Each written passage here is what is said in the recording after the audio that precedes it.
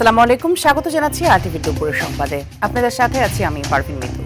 আওয়ামী লীগ আমলে গুম, খুন ও নির্যাতিত ব্যক্তিদের পরিবারের সঙ্গে মতবিনিময় করছেন বিএনপির চেয়ারম্যান তারেক রহমান। রাজধানীর চীন মৈত্রী আন্তর্জাতিক সম্মেলন কেন্দ্রে চলছে এই সভা। দর্শক, সেখানে কথা বলছেন বিএনপির চেয়ারম্যান তারেক রহমান। আমরা সরাসরি চলে যাচ্ছি সেখানে। ব্যক্তিগতভাবে বিশ্বাস করি, সুতরাং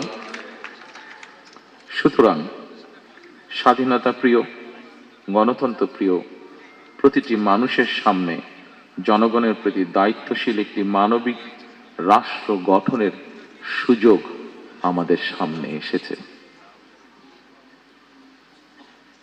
কেউ কেউ বিভিন্ন রকম কথা বলে একটি অবস্থা তৈরি করার চেষ্টা করছে, যেখানে এই গণতন্ত্রের পথ যে তৈরি হয়েছে সেটি যাতে বাধাগ্রস্ত হয়।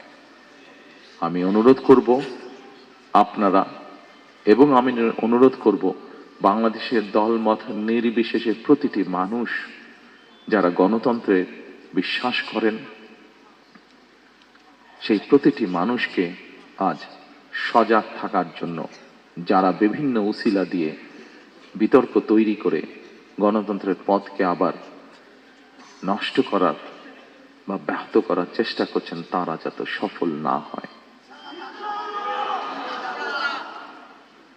প্রিয় স্বজনেরা, উপস্থিতিবৃন্দ, এবার যদি আমরা একটি দায়িত্বশীল গণতান্ত্রিক রাষ্ট্র এবং সরকার গঠনের সুযোগ হাতছাড়া করি, তাহলে গণতান্ত্রিক আন্দোলনের আমাদের যে শহীদ,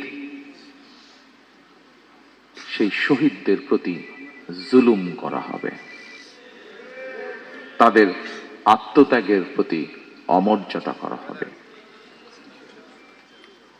৭১ সালের যারা শহীদ হয়েছেন এই দেশকে স্বাধীন করার জন্য, ৯০-এর স্বৈরাচার বিরোধীতে আন্দোলনে যারা শহীদ হয়েছেন, বিগত ১৬ বছরে যারা গুম শহীদ হয়েছেন, বিভিন্নভাবে নির্যাতিত পঙ্গুত্ব বরণ করেছেন, ২৪-এর আন্দোলনে, ৫ই আগস্টের আন্দোলনে যারা শহীদ হয়েছেন, যে হাজারো মানুষ যারা বিভিন্নভাবে পঙ্গুত্ব বরণ করেছেন, প্রত্যেকটি অন্যায়ের বিচারকে যদি প্রতিষ্ঠিত করতে হয়, তাহলে আগামী দিনে অবশ্যই বাংলাদেশে একটি গণতান্ত্রিক সরকার দরকার। যে গণতান্ত্রিক সরকার, আপনারা যারা আজকে সামনে বসে আছেন, এখানে উপস্থিত হয়েছেন শত কষ্ট বুকে নিয়ে, এই মানুষগুলো যাতে ন্যায় বিচার পেতে পারে, দেশের আইনের দৃষ্টিতে আইন অনুযায়ী যাতে ন্যায় বিচার পেতে পারে, তার একটি মাত্র উপায় হচ্ছে, সেই ন্যায় বিচারকে নিশ্চিত করার একটি মাত্র উপায় হচ্ছে বাংলাদেশে আগামী দিনে অবশ্যই একটি গণতান্ত্রিক সরকার প্রতিষ্ঠিত করতে হবে।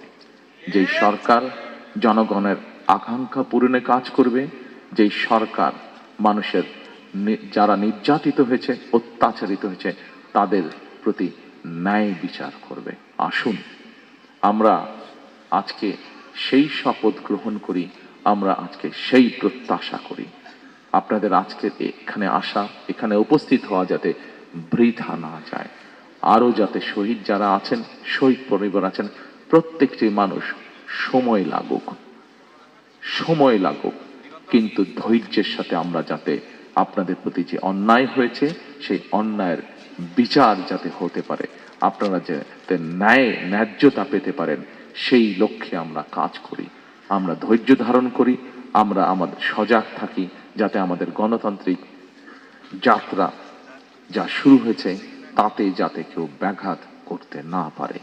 পরিশেষে আবারও শহীদদের আত্মার মাগফিরাত কামনা করে, যারা নির্যাতিত অত্যাচারিত শহীদ পরিবার, যারা গুম পরিবার, প্রত্যেকের যাতে আইনের দৃষ্টিতে ন্যায্যতা, ন্যায় যাতে প্রত্যেকের প্রতি নিশ্চিত হয়, সেই প্রত্যাশা রেখে আমার বক্তব্য শেষ করছি। আল্লাহ হাফেজ। দর্শক, দেখছিলেন বিএনপি চেয়ারম্যান তারেক রহমানের বক্তব্যের অংশবিশেষ। এদিকে দূর থেকে যতটুকু সম্ভব বিএনপি চেষ্টা করেছে স্বজনহারা মানুষের পাশে দাঁড়াতে, এমন মন্তব্য করেছেন বিএনপি চেয়ারম্যান তারেক রহমান। বলেন, সীমাবদ্ধতা ছিল কিন্তু আন্তরিকতার ঘাটতি ছিল না। একটি দল নির্বাচন থেকে সরে দাঁড়ানোর ষড়যন্ত্র করছে, এমন মন্তব্য করেছেন বিএনপির স্থায়ী কমিটির সদস্য সালাউদ্দিন আহমদ। আর রুহুল কবির রিজভী বলেছেন, গুম খুনের শিকার পরিবারের পুনর্বাসনের কথা ভাবছে বিএনপি। মাইদুর রহমান রুবেলের রিপোর্টে থাকছে বিস্তারিত। চোখের এ পানি বুক ভাঙা চাপা কষ্টের, এ কষ্ট সবচেয়ে কাছের মানুষটি হারানোর। বিগত আওয়ামী লীগ সরকারের সময় গুম, খুন ও নির্যাতনে স্বামীহারা স্ত্রী, ভাইহারা বোন আর সন্তানহারা বাবা মায়ের কান্না প্রতিধ্বনিত হয় চীন মৈত্রী আন্তর্জাতিক সম্মেলন কেন্দ্রের হলরুম। গুম, খুন ও নির্যাতনের শিকার ব্যক্তিদের পরিবারের সঙ্গে মতবিনিময় সভায় কথা বলতে গিয়ে কান্নায় ভেঙে পড়েন গুম খুন হওয়া ব্যক্তিদের স্বজনরা। আমরা বিএনপি পরিবার ও মায়ের ডাক আয়োজিত সভায় বুক ভরা কষ্ট আর অশ্রুসজল চোখে গুমকালীন সময়ের ভয়াবহতা তুলে ধরেন গুম ফেরতরা। পুনর্বাসনের অনুরোধ করেন গুম, খুন ও নির্যাতনের শিকার পরিবারের সদস্যরা। কখন আসবে আমি অপেক্ষায় ছিলাম, তাকে একটু জড়াই ধরবো। তিনি আসছে, এসে আমাকে অনেকক্ষণ জড়াই ধরে আসলো। আমি সেই স্মৃতি কখনো ভুলতে পারবো না। নির্যাতিত ব্যক্তিদের পরিবারের সদস্যদের কথা শুনে আবেগতাড়িত হয়ে পড়েন বিএনপি চেয়ারম্যান তারেক রহমান। কথা বলেন তাদের সঙ্গে। জনগণের ভোটে বিএনপি সরকার গঠন করতে পারলে গুমখোর ও নির্যাতনের শিকার পরিবারগুলোকে সামাজিক ও অর্থনৈতিকভাবে পুনর্বাসনের কথা বলেন দলটির শীর্ষ নেতারা। যে তিনি কিভাবে ওই পরিবারকে সহযোগিতা করেছেন, কিভাবে তিনি সেই পরিবারের পাশে থেকেছেন, এগুলো তিনি নানাভাবে বিভিন্নভাবে তিনি এই কাজগুলো করেছেন।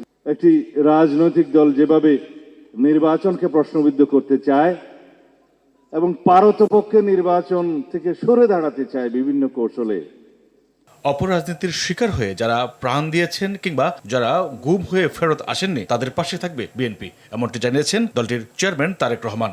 তা দিয়ে আমরা চেষ্টা করেছি আমাদের এই স্বজনহারা মানুষগুলোর পাশে গিয়ে দাঁড়াতে।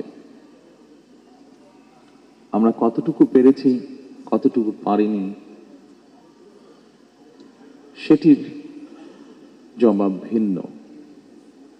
তবে এতটুকু আপনাদের সামনে বলতে পারি, আমাদের আন্তরিকতার কোনো ঘাটতি ছিল না।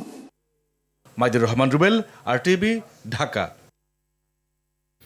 মিথ্যা প্রতিশ্রুতির নয়, জনমুখী ইস্যু নিয়ে ইশতেহার তৈরি করছে বিএনপি। এবারের ইশতেহার গুম নির্বাচনী প্রতিশ্রুতির নয়, বরং রাষ্ট্র পুনর্গঠন, অর্থনৈতিক পুনরুদ্ধার ও মানব সম্পদ রূপান্তরের একটি সমন্বিত রূপরেখা হিসেবে উপস্থাপন করা হবে।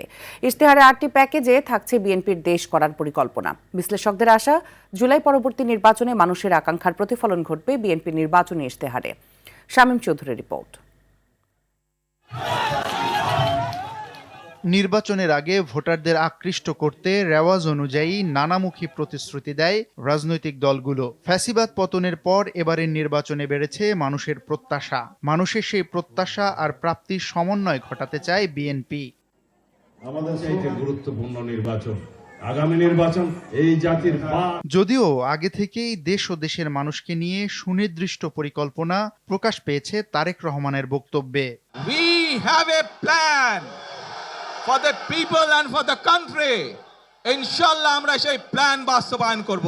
শহীদ রাষ্ট্রপতি জিয়াউর রহমানের 19 দফা, বেগম খালেদা জিয়ার ভিশন 2030 এবং তারেক রহমান ঘোষিত 31 দফার সংমিশ্রণ থাকবে এবারের বিএনপির নির্বাচনী ইশতেহারে।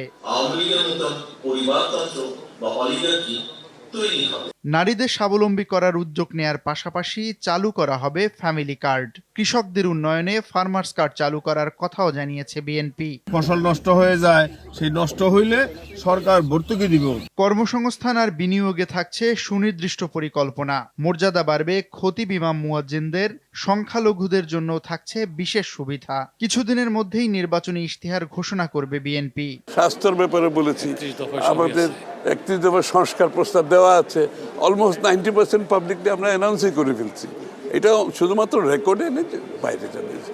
ইশতেহারের বেশিরভাগ কথা বলাই হয়ে যাচ্ছে, বাকি যতটুকু আছে ডকুমেন্ট আকারে পুরো সামনে চলে আসবে। বিশেষজ্ঞরা বলছেন, দেশ গঠনে বিএনপির সুনির্দিষ্ট পরিকল্পনা ইতোমধ্যেই ইতিবাচক প্রভাব ফেলেছে মানুষের মাঝে।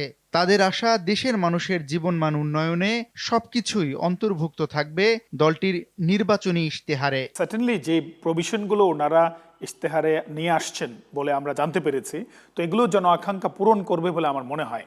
কারণ এগুলো এখন জুলাই পরবর্তী সময়ে বিএনপিও সেটা রিয়েলাইজ করেছে, 17 বছর ধরে তারা মানে এগুলো নিয়ে কাজ করেছে, এবং দেখুন যে মানে নতুন একটি জায়গা তৈরি হয়েছে রাজনীতিতে, সেই জায়গাটিকে অ্যাড্রেস করতে হবে। দলের নেতা আছেন এখন বাংলাদেশে, সকল কিছু বিবেচনা করে তারা বুঝবেন, তারা বিগত বছরগুলোতে যেহেতু ক্ষমতার বাইরে ছিলেন, তারা জানেন যে কোন কোন জায়গায় আসলে জনগণকে টাচ করা যাবে, কোন কোন জায়গায় জনগণ মনে করে যে এই জায়গাগুলো যদি আমি পাই তাহলে আমি বিএনপিকে ভোট দেব বা অমুক দলকে ভোট দেব।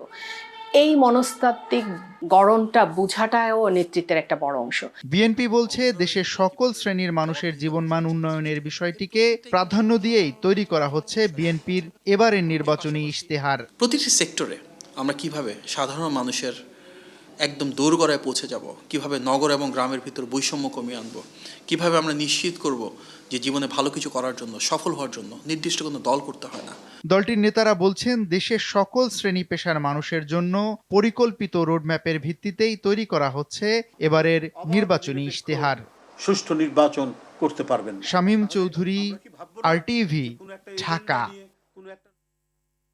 অষ্টম দিনের মতো চলছে রিটার্নিং কর্মকর্তার বিরুদ্ধে দায়ের করা আপিল আবেদনের শুনানি। সকাল থেকেই শুনানিতে উপস্থিত হয়েছেন আপিল করা প্রার্থীরা, যা বিকেল 5টা পর্যন্ত হওয়ার কথা হয়েছে। আজকের 109টি আপিল আবেদনে দ্বৈত নাগরিকত্ব ইস্যু, ঋণখেলাপি সহ অপেক্ষমান থাকা বেশ কয়েকটি শুনানি হবে।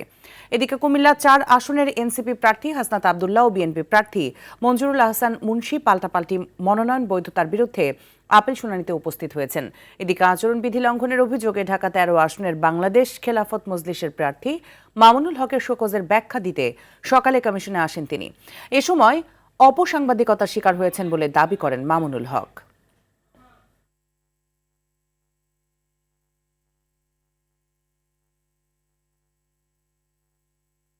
সেটা হলো গণভোটের প্রচারণার লিফলেট। তো এই যে ঘটনাটা, এটা আমি মনে করছি যে লেভেল প্লেইং ফিল্ড তৈরির ক্ষেত্রে এগুলো একটা সিগনিফিকেন্ট একটা লক্ষণ, যেটার দ্বারা বোঝা যাচ্ছে যে এখানে নানাভাবেই প্রতিপক্ষকে বা কোনো এক পক্ষকে ঘায়েল করার, তাদের ভাবমূর্তি ক্ষুণ্ণ করার নানা ধরনের এখানে কার্যক্রম পরিচালিত হচ্ছে বলে আমরা শঙ্কিত। দর্শক, রাজধানীর আগারগাঁও নির্বাচন কমিশন থেকে সরাসরি যুক্ত হচ্ছেন আমাদের সহকর্মী নাজমুল হুদা। সরাসরি চলে যাচ্ছি সেখানে। নাজমুল, এখন পর্যন্ত কয়টি শুনানি হয়েছে আর আপিলকারীরা কি বলছেন জানাবেন। মিতু, আজকে অন্য দিনের তুলনায় আমরা দেখেছি খুবই ধীর গতিতে আপিল নিষ্পত্তি হচ্ছে। এর একটি বড় কারণ, আজকে বেশ কিছু আপিল রয়েছে যেগুলো প্রার্থীদের বৈধতার বিরুদ্ধে। তো এই আপিলগুলোই মূলত একটু জটিল পরিস্থিতি সৃষ্টি করছে। অন্যদিন এই সময়ে প্রায় অর্ধেক, অর্থাৎ 100টি আপিল শুনানি হওয়ার কথা থাকলে 50টি হয়ে যায়, তবে আজকে কিন্তু সেটি হয়নি। আজকে 30টার মতো হয়েছে। এবং আমরা সর্বশেষ যে তথ্য পেয়েছিলাম দুপুর 12:30 পর্যন্ত, তখন পর্যন্ত 20টি শুনানির মধ্যে নিষ্পত্তি মঞ্জুর হয়েছে 8টি, এবং এর মধ্যে বাকিগুলো না মঞ্জুর এবং পেন্ডিং রাখা হয়েছে। একটি বিষয় আপনাকে জানিয়ে রাখতে চাই, আজকে কিন্তু শুনানির সময়ে দুপুর 12:30টার ভেতরে যে শুনানি হয়, তারপরে ছোট্ট একটি বিরতি দেয় নির্বাচন কমিশন, এবং সেই বিরতিতে একটি হট্টগোলের মতো পরিস্থিতি সৃষ্টি হয় শুনানি কক্ষে। সেখানে বিএনপির যেই ফেনী 3 আসনের প্রার্থী রয়েছেন, তার বিরুদ্ধে গালাগালির অভিযোগ আনেন এনসিপির দক্ষিণাঞ্চলের মুখ্য সংগঠক হাসনাত আব্দুল্লাহ। এবং সেই বিষয়টি নিয়ে নির্বাচন কমিশনার কাছে হাসনাত আব্দুল্লাহ মৌখিকভাবে তাকে জানানো, তার দৃষ্টি আকর্ষণ করেন, এবং সেক্ষেত্রে ইসি রহমানুল মাসুদ তিনি এই ঘটনাটিকে অনাকাঙ্ক্ষিত বলেছেন। পাশাপাশি এই ধরনের ঘটনা যাতে কোনো প্রার্থীর বিরুদ্ধে এই ধরনের ঘটনা যাতে না হয় সেটির জন্য তিনি অনুরোধ করেছেন। এছাড়া আজকে হাসনাত আব্দুল্লাহর একটি শুনানি ছিল সকালে, সেটি হয়নি, সেটি দুপুরের পরে হবে। কুমিল্লা 4 আসনের প্রার্থী তিনি, তো তার আসনে আরেক প্রার্থী রয়েছেন বিএনপি মনোনীত মঞ্জুরুল আহসান মুন্সি, তার বিরুদ্ধে আর কি তিনি শুনানিটি হবে। এছাড়া চট্টগ্রাম 4 আসনের বিএনপি প্রার্থী আসলাম চৌধুরী তার শুনানিও পেন্ডিংয়ে রাখা হয়েছে। ঋণ খেলাপি ইস্যুতে 2টি ব্যাংক তার মনোনয়ন বৈধতার বিরুদ্ধে আপিল করেছেন, তবে সেই বিষয়টি এখনো নিষ্পত্তি হয়নি। এই ধরনের বিভিন্ন ইস্যু রয়েছে, সেই শুনানিগুলো পর্যায়ক্রমে হবে। অধিকাংশ এইসব ইস্যুর শুনানিগুলোই পেন্ডিং রাখা হয়েছে, সেগুলো হয়তো আজকে অথবা আগামীকালকের মধ্যেই নিষ্পত্তি করে ফেলবে কমিশন। মিতু। জি, অসংখ্য ধন্যবাদ আপনাকে আমাদের সাথে যুক্ত হওয়ার জন্য। দেশে আবারও মাথাচাড়া দিয়ে উঠছে অ্যাসিড সন্ত্রাস। নতুন করে ছড়াচ্ছে উদ্বেগ, নারীদের উপর এমন নৃশংসতার সংখ্যাই বেশি। আইন ও সালিশ কেন্দ্রের তথ্য বলছে, গত বছর দেশে 8 জন অ্যাসিড হামলার শিকার হয়েছে। এর মধ্যে 3 জনের মৃত্যু হয়। অপরাধ বিশ্লেষকরা বলছেন, অপরাধীদের এখনই দমন করতে না পারলে অ্যাসিডে নষ্ট হতে পারে আরও জীবন। সাদিয়া কানিজের রিপোর্ট।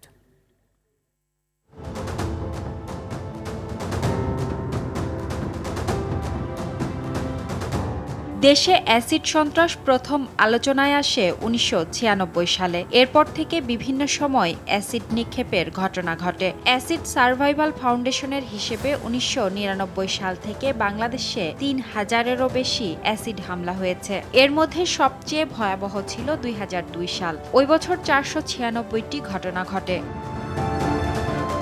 সে বছর সরকার অ্যাসিড অপরাধ দমন আইন করলে কমতে শুরু করে এমন অপরাধ।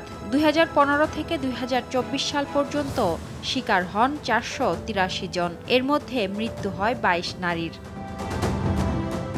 আর সর্বশেষ 2025 সালে 8টি ঘটনায় মারা যান 3 জন। জুলাইয়ে যশোরে প্রেমে প্রত্যাখ্যাত হয়ে অ্যাসিডে মা মেয়ে সহ এক পরিবারের 3 জনকে ঝলসে দেয় জসিম নামে এক যুবক।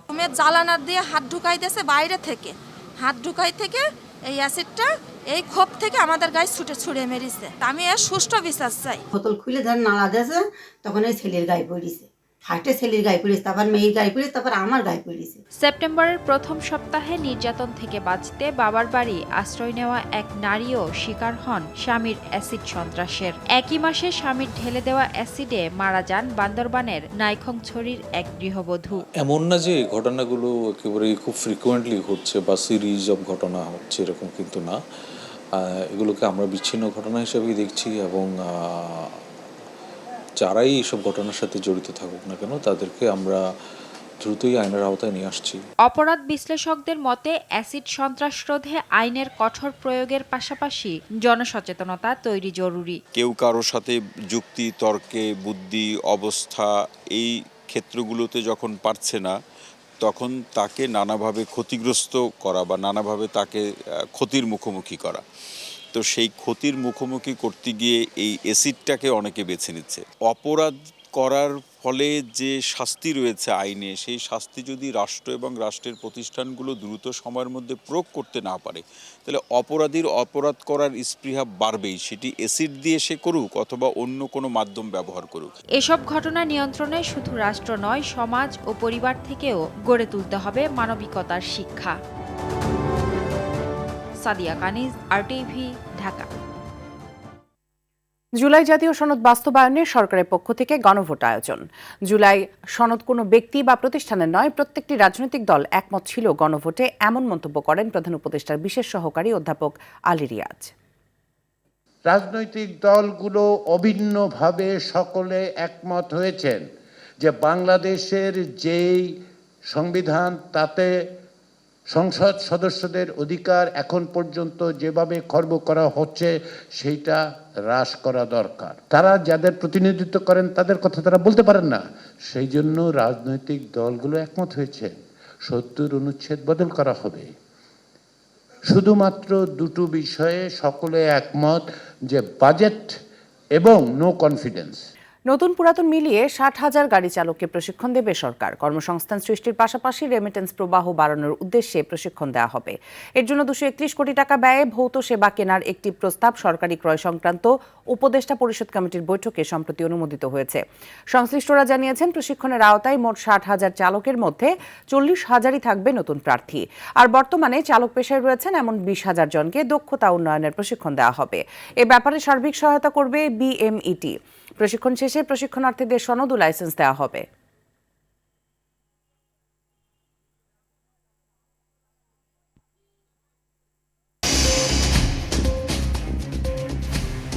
দুপুরের সংবাদ এ পর্যন্ত। জেলা সংবাদ বিকেল 4:45টায় দেখার আমন্ত্রণ রইল।